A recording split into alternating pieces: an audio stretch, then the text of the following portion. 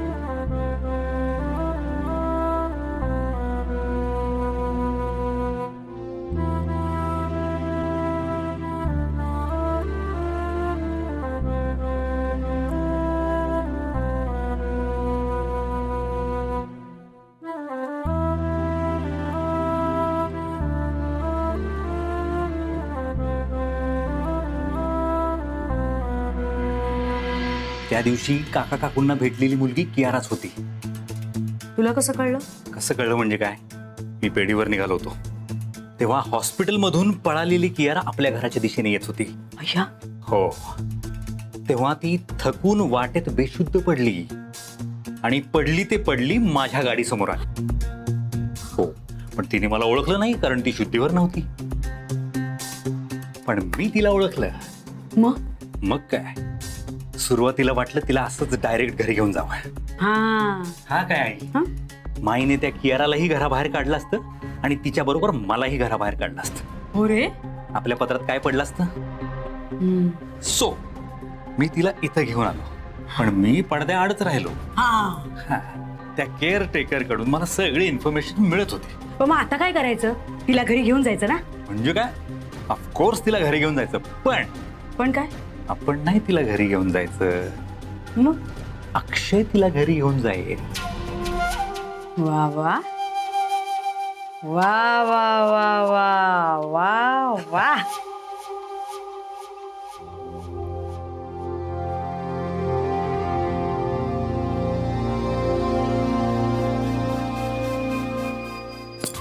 गधड्या, मला न सांगता एवढी प्रॉपर्टी कधी केलीस रे तू? जेव्हा तुझ्या जीवाची तडफड होत होती आणि पावला पावलाला तुझा अपमान होत होता ना, तेव्हा. आई, पण हे सगळं सांगण्याची हीच अचूक वेळ होती असं नाही वाटत तुला? अगदी अचूक. आता बघ, त्या माईचा लाडका अक्षय त्या कियाराला घरी घेऊन जाईल आणि घाडगेंच्या घरात तमाशा होईल. माई आणि अण्णांनी तुझा आणि बाबांचा केला होता ना, त्यापेक्षाही मोठा तमाशा. पण आई, तू ताबडतोब घरी जा, नाहीतर माई तुला शोधायला लागेल. छे छे, माईंचं लक्ष आज माझ्याकडे नसणार.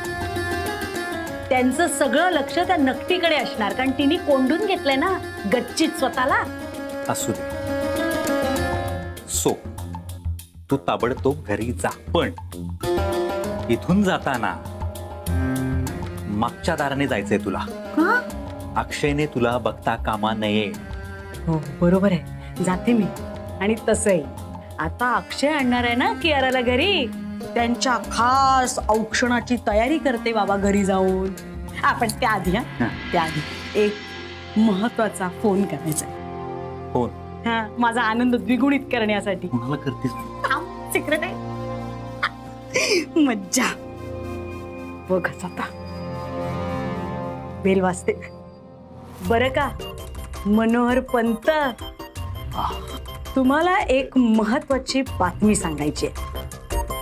तुमची ती लाडकी नकटी पुतणी आहे ना, तिने स्वतःला गच्चीत कोंडून घेतलंय.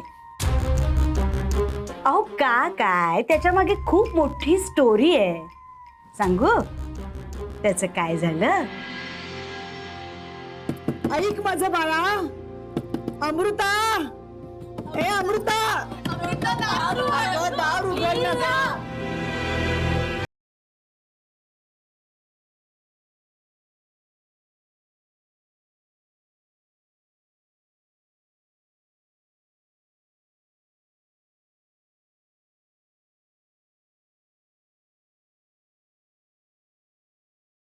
अमृता, या नवरा बायकोच्या खोट्या नात्यातून आम्हाला मोकळं करा.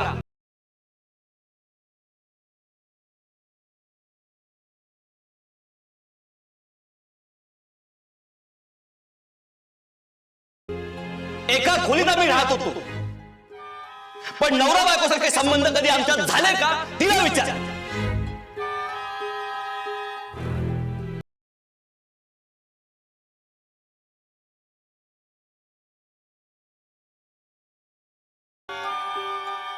अमृता, अगं दार उघड ना गं. ए अमृता, मी तुझ्या पाया पड.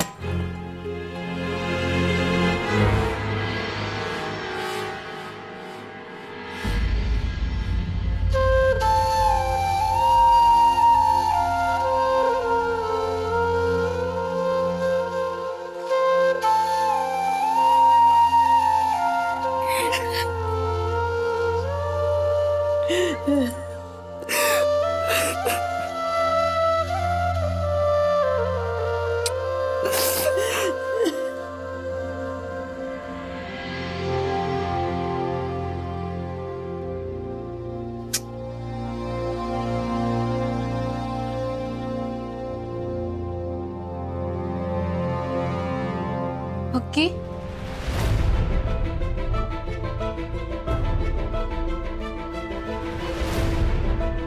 हक्की, तू